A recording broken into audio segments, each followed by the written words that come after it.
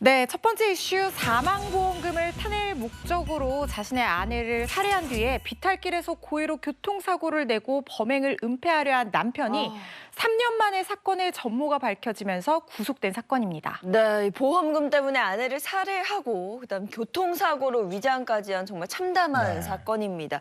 이 사건이 자칫 단순 교통사고로 묻힐 뻔했다고요. 네, 경찰은 처음에 이 초동 수사 단계에서는 남편에게 별다른 혐의점이 없다고 보고는 이 단순 교통사고로 2020년 10월에 사건을 결론짓고 검찰로 넘겼다고 합니다. 그런데 2021년 3월에요. 의도적인 사고가 의심된다는 취지의 유족 측 민원이 접수가 됐고 검찰이 피해자가 사망 전에 동생과 전화 통화를 하면서 남편이 자신을 죽이고 보험금을 받으려는 게 아닌지 의심된다라는 취지로 대화한 녹취록을 확보를 했고요. 그래서 사건을 다시 들여다보게 된 겁니다. 마침내 검찰은 이 남편 A씨가 CCTV가 없는 사건 현장을 여러 차례 사전 답사한 점, 또 아내 몰래 여행보험에 가입한 뒤에 범행 전날에 보험 기간을 연장한 사실을 확인을 했습니다. 또 여러 기관에서 정밀 감정을 해봤더니 피해자의 직접적인 사인이 저산소성 뇌손상이었는데요. 이게 교통사고 전에 이미 발생했다는 점이 입증이 됐다고 하고요. 또 사체에서 저항은도 추가로 발견된 점을 다 종합을 해서 A씨의 계획 범행을 밝혀낸 겁니다.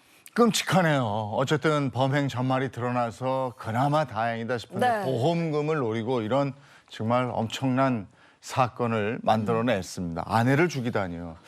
반면에 또 보험 모집을 해서 보험 모집 수당을 노리고 범죄를 저질렀어요. 보험 설계사가 또 있었습니까? 네, 맞습니다. 어제 서울 송파경찰서에 따르면 이 경찰이 최근 사무서 위조 및 동행사죄로 이 보험 설계사 김모 씨를 검거해서 조사 중인 상황이라고 밝혔습니다. 김 씨는 지난 2017년부터 이 반찬 가게를 운영하는 70대 여성 최모 씨와 직원 이모 씨에게 접근을 해서 보험 등 금융 업무를 관리해준다 이런 명목으로 모두 69개의 보험에 강제로 가입시킨 혐의를 받고 있습니다. 이후에 보험 상품 가입과 해지를 반복하면서 이 각각의 보험 계약 건수마다 지급되는 모집 수당을 부당하게 챙긴 것으로 확인이 됐는데요. 심지어 김 씨는 이 피해자가 보험 가입을 거부를 하니까 피해자들의 서명을 위조해서 본인이 직접 보험 서류를 작성하거나 이 피해자의 휴대폰을 가지고 가서 본인 인증 과정을 대신 거치기도 했다고 합니다. 김 씨가 이렇게 6년간 범행을 저지르면서 모집 수당 1억 원을 챙기는 동안요. 피해자들은 보험금 대부분을 돌려받지 못해서 약 3억 원의 손실을 본 상황이라고 합니다. 이게 한 사람이 보험 상품을 여러 개 가입하고 해약하고 이걸 반복하는데 이게 걸러지지 않았다? 네.